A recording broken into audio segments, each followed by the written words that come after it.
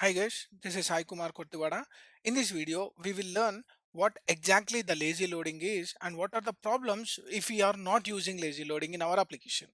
So in this video, we mainly focus on the problems, and in the next upcoming videos, we'll try to solve these problems without lazy loading.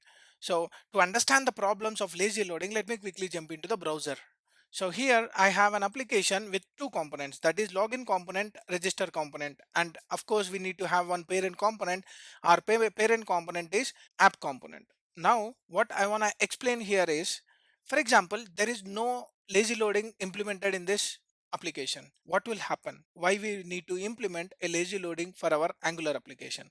So now, for example, let me go to inspect and let me go to the source file and just reload this. So if you go to the source file, whenever I reloaded, I have loaded only the register URL. That means whenever I use the register URL, only the register component is rendered in our DOM. That means our login is useless. We didn't even went onto the login page to load that. So in this case, what's happening behind the scene? If you see this, I'm in register page and register component loaded. But if you go to Webpack, just I'll minimize this and this src, and inside this app, I have login, not found, register and app component. Actually speaking, what are the things which we are seeing here? One is app component and one is register component. But there is no use for our not found component and login component. When I have to go to login, when the user navigates to the login page, then only I can see that login details or login page view. Whenever I don't give a proper path, then I'll be getting not found page until unless we don't require this component. So in this situation, it is very smaller components. Or let me give a brief about a enterprise level of application. For example, if you are going to an enterprise level of applications, you will not end up with one or two components. You have to go with hundreds of components.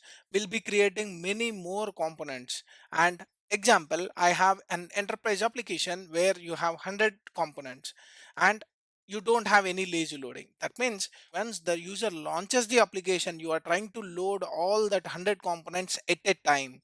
That means if you are trying to get all that 100 components at a time on your browser, the time taken for the browser to load will be more. Why? Because until unless the chunk need to be loaded onto your browser, any of the component will not be loaded until all the chunk is loaded into your DOM. So that is the reason we need lazy loading.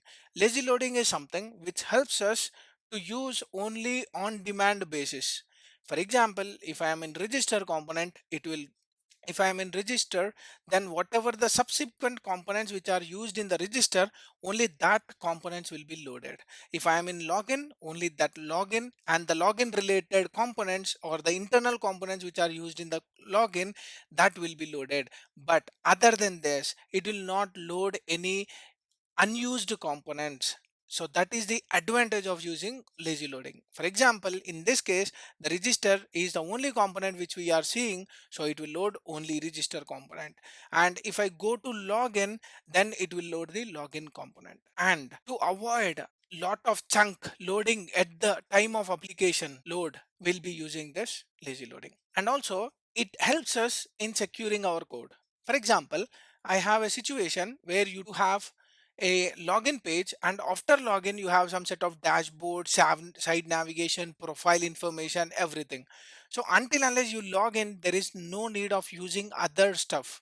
Like dashboard is not needed, dashboard code is not needed, profile code is not needed. In that case also we can use lazy loading. So there are many situations where we can use lazy loading, and it helps us to increase the performance as well as security for our application. So we'll see how to solve it in the upcoming video.